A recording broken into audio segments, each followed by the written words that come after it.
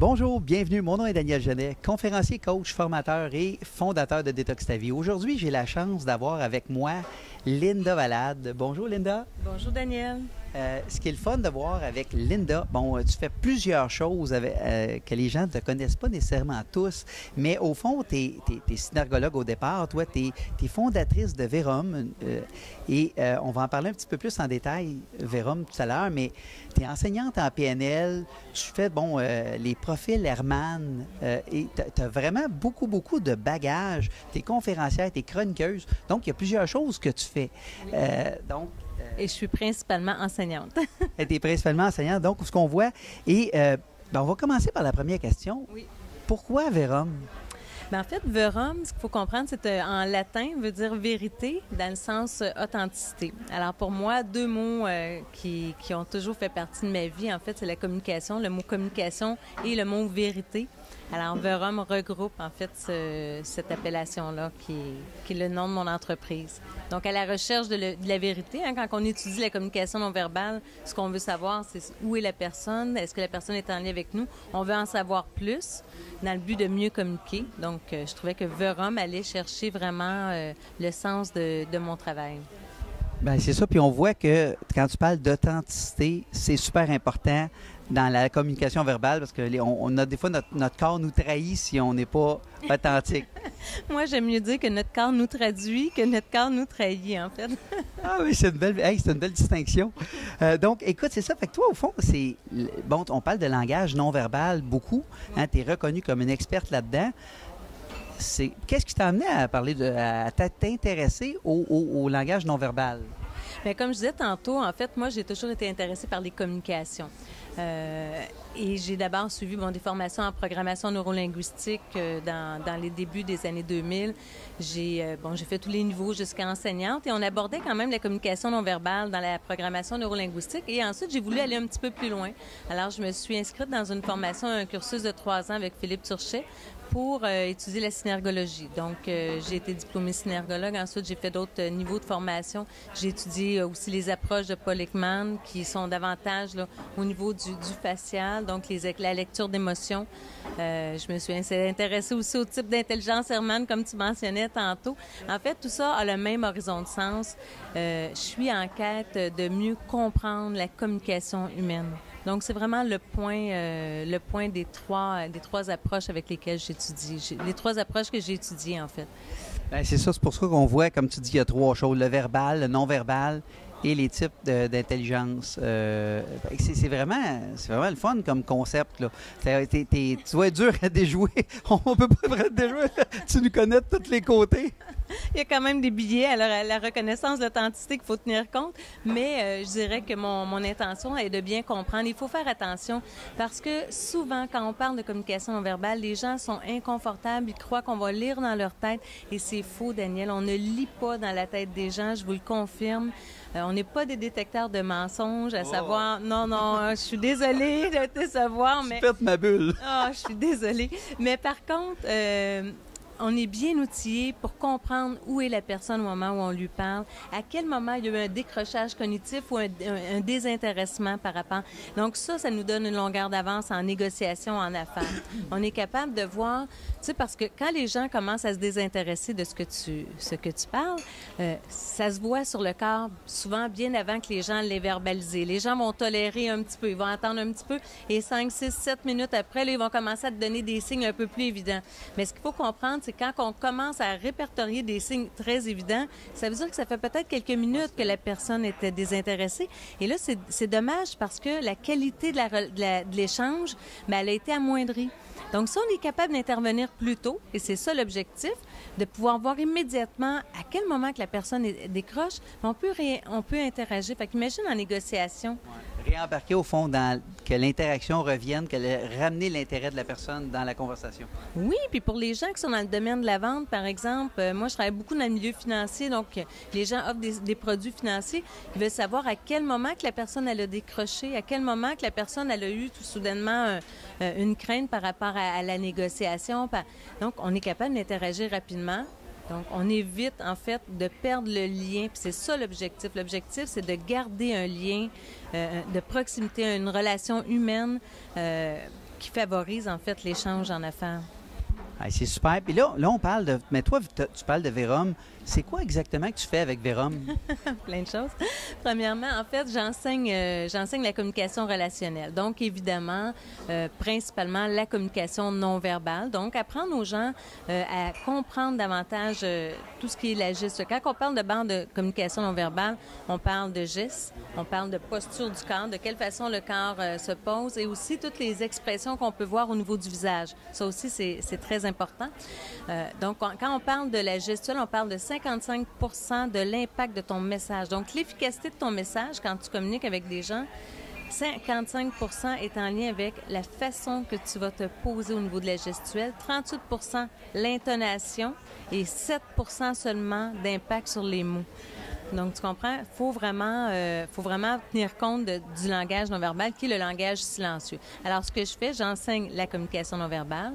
Ensuite, bien, on travaille aussi au niveau des types d'intelligence pour bien comprendre de quelle façon, moi, j'organise mes idées, de quelle façon je trouve mes stratégies. Alors là, je m'appuie sur les approches, les études de Neid-Herman. Et je fais aussi de l'accompagnement individuel exclusivement chez ma clientèle en coaching individuel suite aux formations pour ramener parfois les gens tous au même niveau, pour faire des interventions pointues sur des points précis, en fait. Donc, j'ajoute aussi l'aspect coaching qui est en fait, l'objectif est simplement de peaufiner, d'atteindre l'objectif qu'on m'a demandé d'atteindre. Bien, effectivement, puis on sait tellement à quel point ça a un impact majeur, parce que les gens, ce qu'ils perçoivent de nous, c'est notre corps, c'est le non-verbal et le verbal. Et ça a un impact majeur sur comment les gens vont recevoir notre message. Donc, c'est vraiment important. Donc, au fond, Linda, quelle utilisation qu'on peut faire? Tu en as parlé un petit peu tout à l'heure de tous les impacts que ça a, mais c'est quoi la place du non-verbal?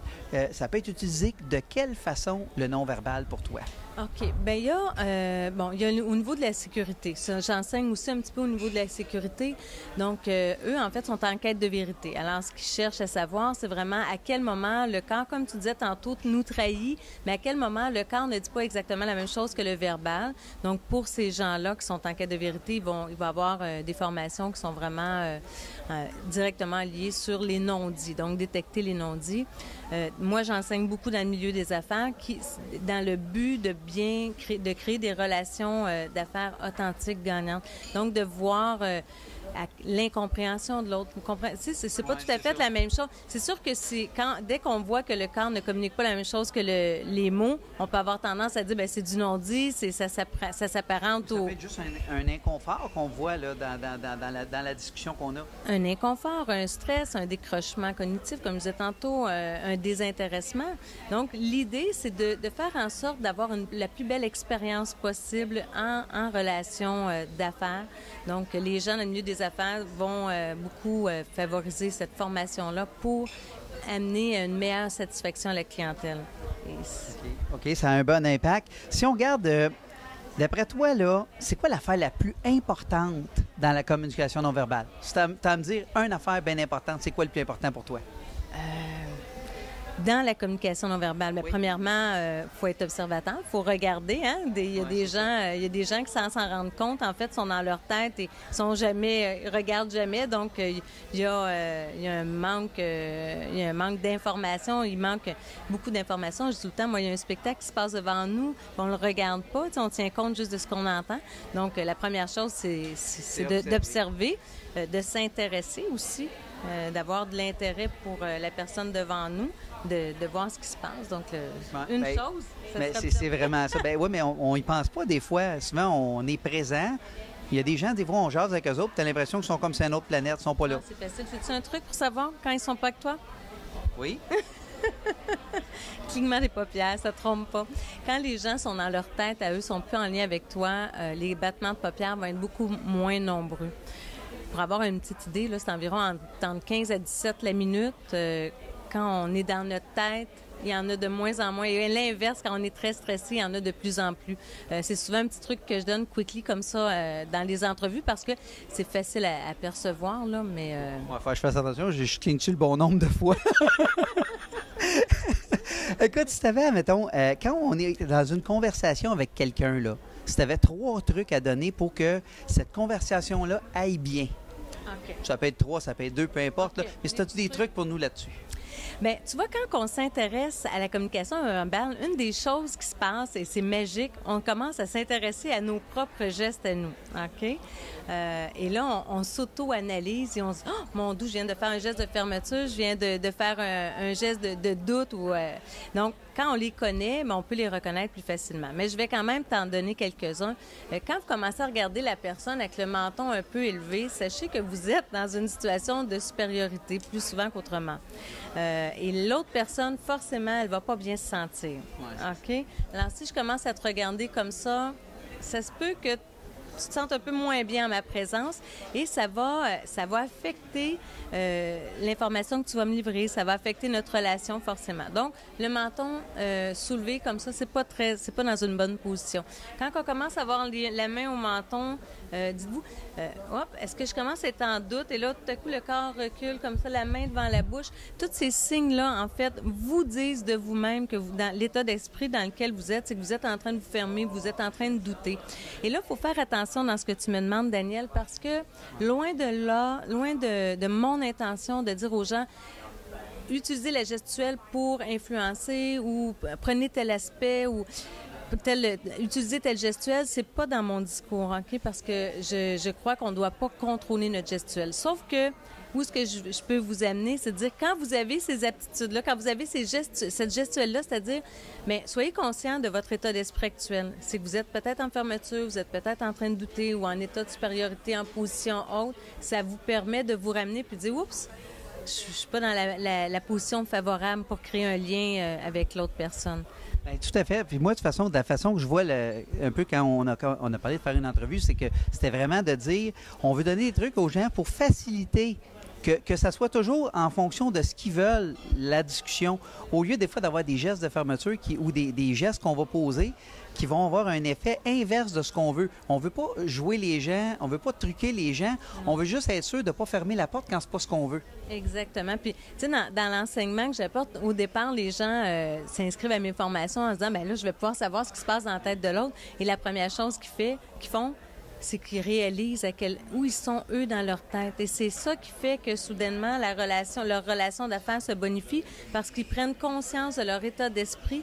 Et là, ils peuvent mieux s'ajuster à communiquer. Et quand on est accueillant, quand on est bienveillant, quand on est dans un bon état d'esprit, la personne devant nous s'ouvre beaucoup plus facilement. Oui, effectivement. Donc, ça a un impact majeur. Si on regarde, admettons, on parle souvent, là, on parlait d'une discussion avec quelqu'un, mais si on parle d'un meeting, tu sais, des fois, on a des meetings, ça ne nous tente pas toujours nécessairement d'être là.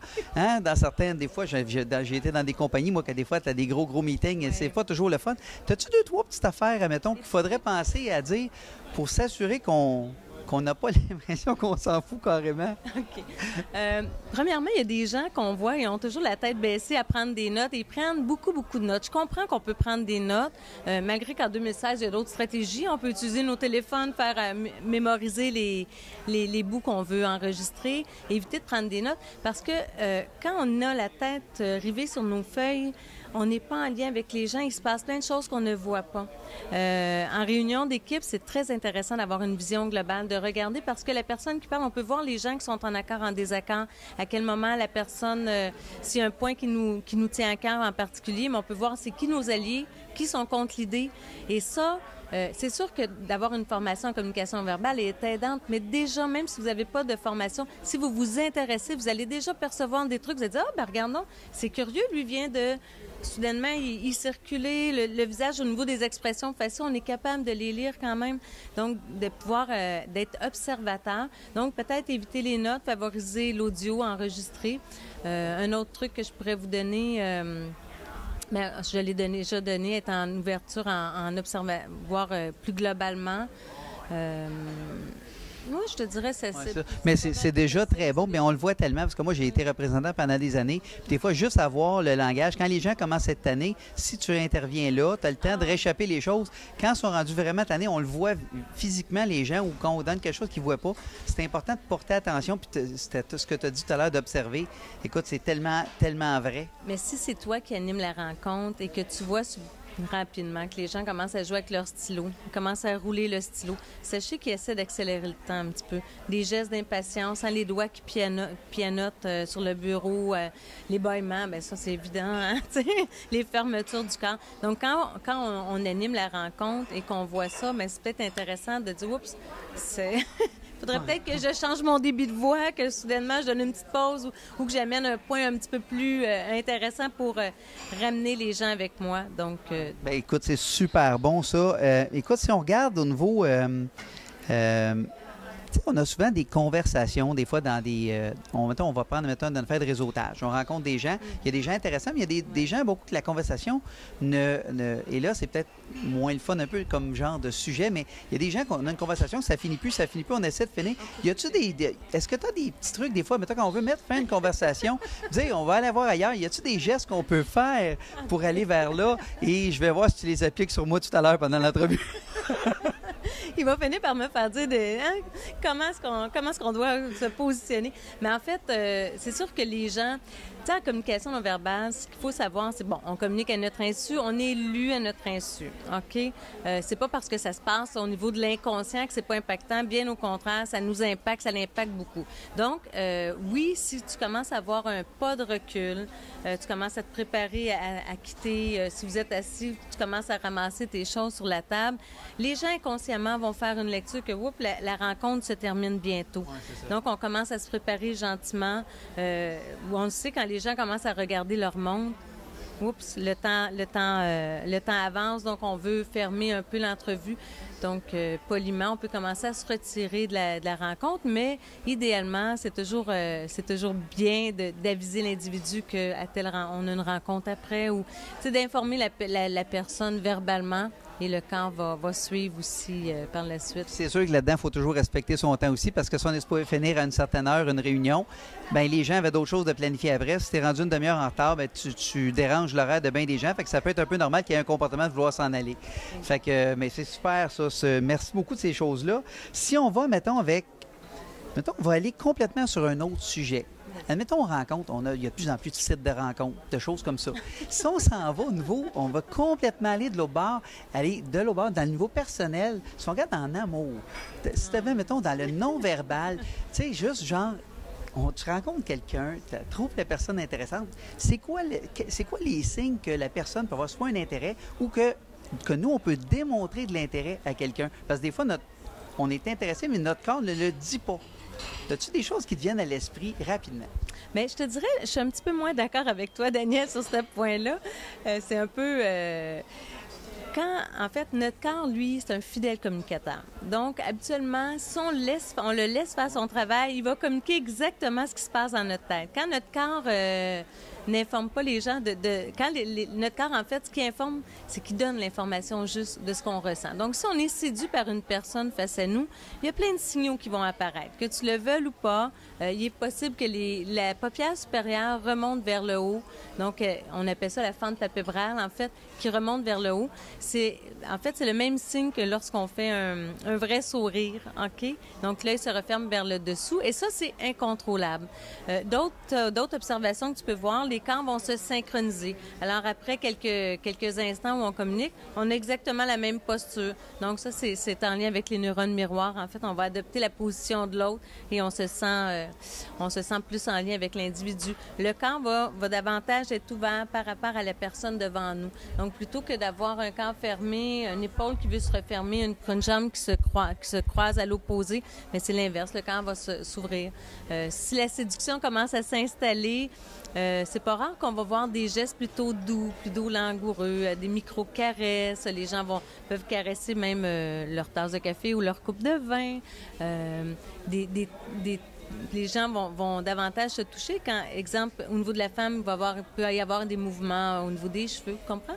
Donc, ce sont tous des signes qu'on reconnaît intuitivement. Ouais. déjà. Depuis la nuit des temps, c'est toujours, les choses Absolument. étaient semblables. Bien, l'homme est le même, hein?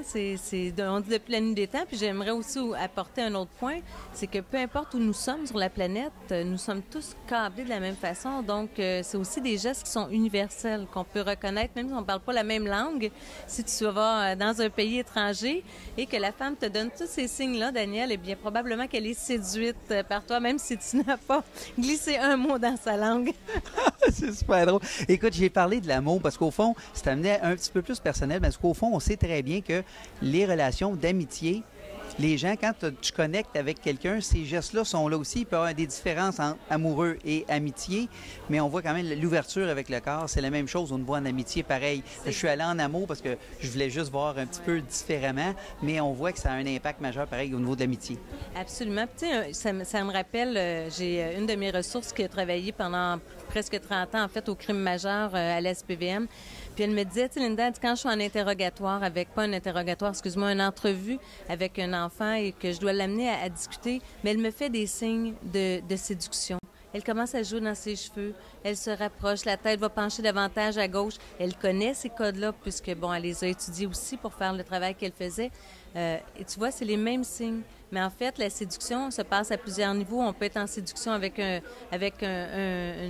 personne, un ami, en fait, avec un enfant, avec un grand-parent, entre hommes et femmes. Mais le corps, lui, communique toujours les mêmes messages. Hey, c'est super. Écoute, on a fait le tour de plein de belles choses. Écoute, c'est vraiment intéressant. On peut te suivre, si on veut savoir plus de toi, là, on veut te suivre, toi. Oui. On va où exactement? Il y a ma page Facebook, lindavalade.ca, ma page Facebook, excuse-moi. Ma page Facebook, Linda Valade, synergologue. Il y a mon site web, lindavalade.ca.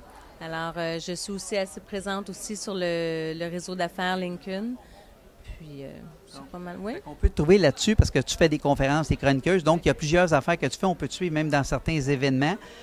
Donc, c'est vraiment le fun. Fait que merci énormément d'avoir pris du temps pour venir faire cette belle entrevue-là. Hein? C'est vraiment le fun. Bien, merci à toi, Daniel, de t'intéresser à ce que je fais. Ça me fait vraiment plaisir. J'ai passé un bon moment avec toi.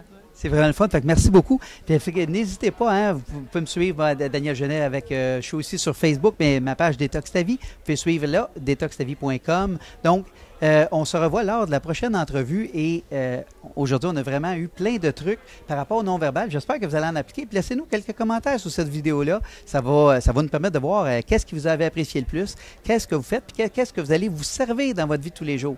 Fait qu'en espérant que ça vous a aidé, je vous souhaite une très belle journée. On se revoit lors de la prochaine entrevue.